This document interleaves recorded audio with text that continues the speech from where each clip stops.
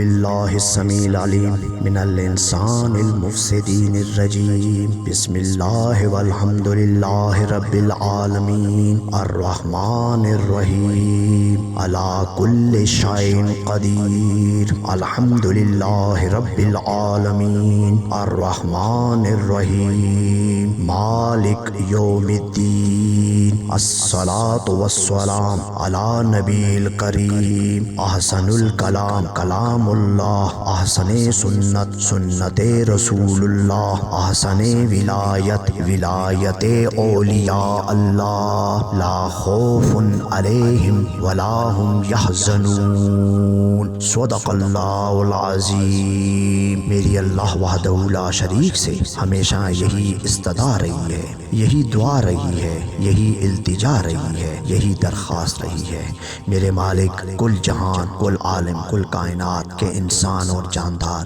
سب کی بقا کا سوال کرتا ہوں، سب کی سلامتی کا سوال کرتا ہوں۔ میرے اللہ سب کے لیے تیری برکتیں، تیری رحمتیں نازل ہوں، سب کے ہاں آسودگی، خوشحالی اور ان کے لیے رزق کی کشادگی اور فراخی نصیب ہو، آمین یا رب العالمین۔ میرا القرآن کے حوالے سے جو آج کی صورت ہے وہ سورۃ الاعراف ہے۔ یہ مکی صورت ہے اور اس کی جو آیات ہیں وہ 206 ہیں۔ اس میں جنت دوزخ کے درمیانی مقام اعراف کا تذکرہ ہے، اسی مناسبت سے اس کا نام الاعراف رکھا گیا۔ جنت اور دوزخ کے درمیان ایک مقام ہے جو اعراف ہے۔ تفسیر عیاشی میں آیا ہے کہ جو شخص سورۃ اعراف کو مہینے میں ایک بار پڑھے گا وہ بروز قیامت ان لوگوں میں سے ہوگا جن کو کوئی غم نہ ہوگا اور نہ خوف۔ ہر جمعے اگر پڑھے گا تو بروز قیامت ان لوگوں میں محشور ہوگا جو بغیر حساب و کتاب کے جنت میں داخل ہوں گے۔ اس کے جو مشہور مضامین جو اس صورت میں ہیں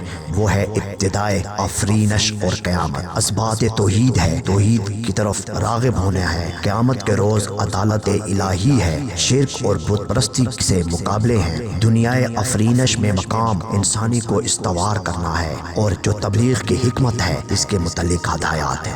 یہ صورت بھی حروف مقطعات سے شروع ہوتی ہے۔ نبی علیہ الصلوۃ والسلام کو ہدایت دی جا رہی ہے کہ بغیر کسی جھجک کے اور خوف کے اس کتاب کا پیغام لوگوں تک پہنچا دو، اس بات کی پرواہ نہ کرو کہ مخالفین اس کا کس طرح استقبال کریں گے۔ اصل دعوت جو اس خطبے میں دی گئی ہے وہ یہی ہے کہ انسان کو دنیا میں صالح اور کامیاب زندگی گزارنے کے لیے صرف رب العالمین کی ہدایت پر عمل کرنا اور اس سے رہنمائی حاصل کرنا ہے۔ اس کے سوا دوسرے سرپرست جتنے بھی ہیں خدا ہے ان کی پیروی نہ کرو۔ اگر دیکھا جائے تو وہ تو کسی کام آ بھی نہیں سکتے۔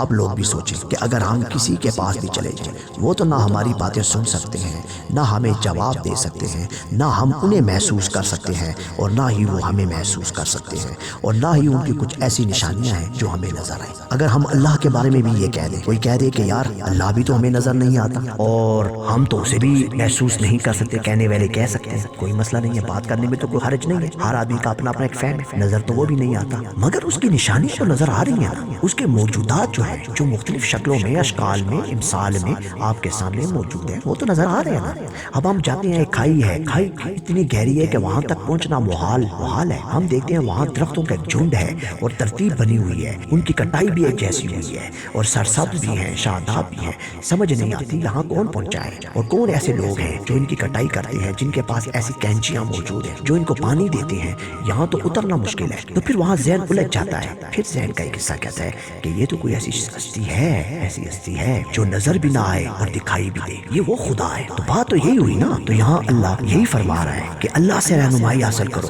میں جو آپ کو بتاؤں گا اس میں آپ کی بقا ہوگی، سلامتی ہوگی، اور آپ دیکھ بھی لیں کہ اگر آپ اللہ کے بتائے ہوئے قوانین اور اس کی مقرر کردہ حدوں میں رہ کے زندگی گزارے، یقین کرے میں قسم کھاتا ہوں اس رب کی جو عظمت والا ہے، شان والا ہے، زندگی سنور جائے گی، اور اگر اس سے بھٹک کر دوسروں کے پاس جاؤ گے سکون بھی نہیں ہوگا اور رل جاؤ گے۔ اللہ فرماتا ہے کہ اس کے سوا دوسرے سرپرستوں اور خداؤں کی پیروی نہ کرو، کیونکہ ان ہدایات کو نہ ماننے والی کہیں بستیوں اور آبادیوں کو ہم نے رات کو سوتے میں یا دوپہر کی استراحت یعنی آرام کرنے میں عذاب کے حوالے کیا، اور جب ہمارا عذاب آیا تو وہ اس کے سوا کچھ نہ کہہ سکے کہ ہم تو ظالم تھے۔ اس وقت جب عذاب آ جاتا ہے، دیکھیں میں میں نے اکثر دیکھا ہے اور آپ لوگوں نے بھی دیکھا ہوگا اور سوچا ہوگا اور یہ سمجھا بھی ہوگا کہ جب ہم مختلف درباروں پہ جاتے ہیں، بزرگوں، ولیوں، پیغمبروں، جتنے نیک لوگ ہیں ان کو پکارتے بھی ہیں، ان کے پیچھے بھی جاتے ہیں، ٹھیک ہے، ان کے احترام میں ہم بہک جاتے ہیں اور ہم غلو میں چلے جاتے ہیں،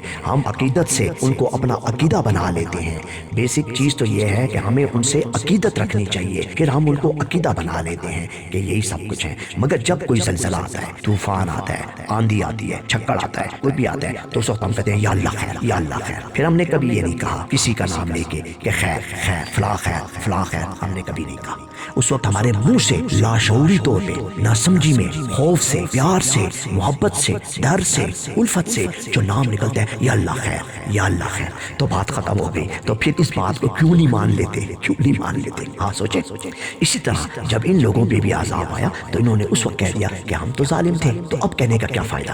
لیکن پھر اعتراف گناہ میں دیر ہو چکی تھی، لیکن پھر تو اعتراف گناہ میں دیر ہو گئی نا، اب تو سر پہ موت آ گئی، اب تو معاملہ ختم ہو گیا۔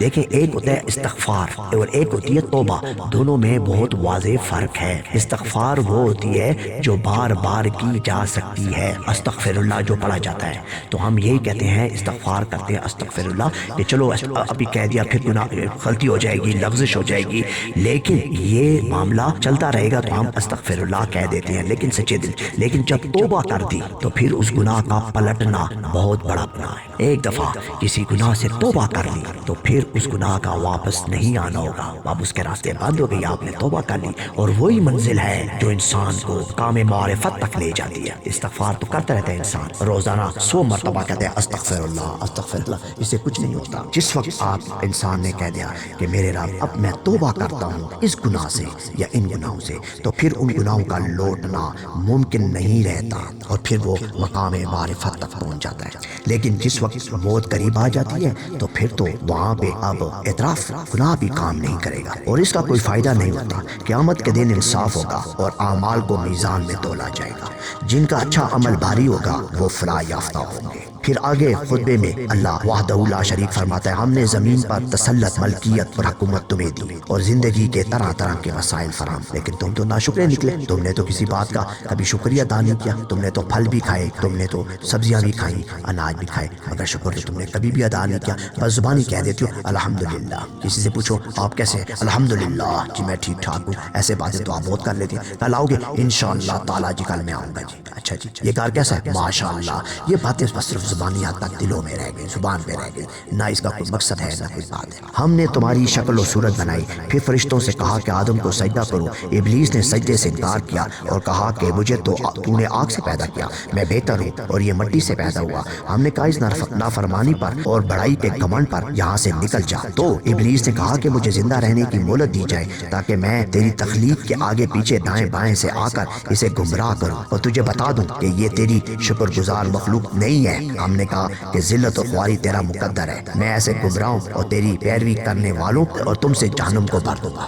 پھر ہم نے آدم اور حوا یعنی اس کی جو بیوی تھی زوجہ کو بہشت میں رکھا اور ایک درخت کے سوا ہر چیز کھانے کی اجازت دے دی، لیکن وہ اپنے وسوسے اور سوچوں میں آ گئے۔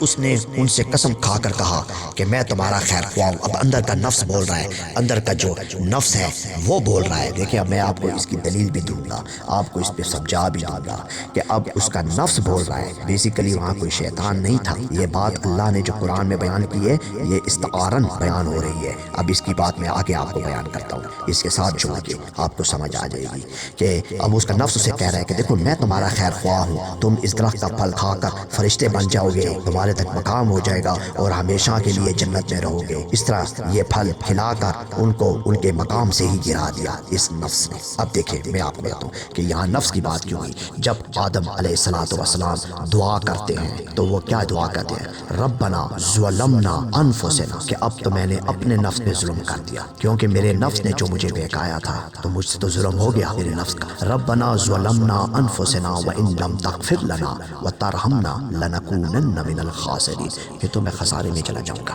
اگر تو نے معاف نہ کیا۔ تو یہ نفس جو ہے نا یہی بنیادی طور پہ انسان کو خراب کرتا ہے۔ جس وقت انہوں نے اس درخت کا پھل چکھا ان کا اندام یعنی شہوت گاہ ان کے سامنے نمایاں ہو گئی اور انہوں نے درخت کے پتوں سے ان کو چھپایا۔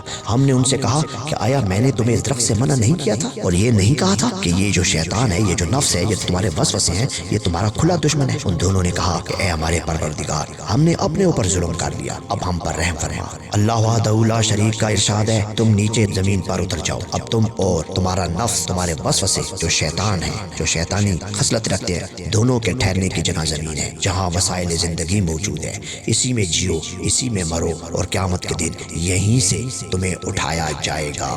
اے اولاد آدم، ہم نے تمہیں ظاہری لباس، جسم کے پوشیدہ حصوں کو ڈھانکنے کے لیے اور زینت کے لیے جو لباس دیا ہے، بہترین لباس تقویٰ ہے۔ ایسا نہ ہو کہ ان وسوسوں اور شیطانی خیالات تمہارے والدین کی طرح تمہیں بھی اسی فتنے میں مبتلا کر دیں۔ اب یہ ابن آدم سے خطاب تھا۔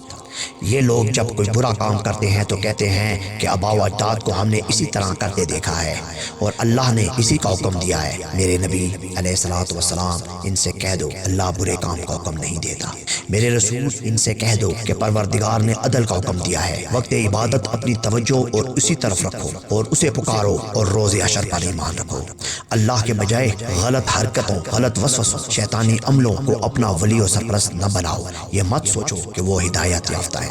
اے بنی آدم، ہر عبادت کے موقع پر اپنی زینت سے آراستہ رہو، کھاؤ بھی، پیو بھی، سب کچھ کرو مگر اسراف نہ کرنا۔ نبی علیہ الصلوۃ والسلام کو خطاب کرتے ہوئے کہا، ان سے کہو کہ کس نے ان زینتوں کو جو اللہ نے اپنے بندے کے لیے پیدا کی حرام کیا اور کس نے اللہ کی بخشی ہوئی پاک چیزوں کو ممنوع کیا؟ کہہ دو کہ میرے پروردگار نے صرف برے کاموں کو، چاہے وہ آشکارا ہو یا وہ پوشیدہ ہو، حرام قرار دیا ہے۔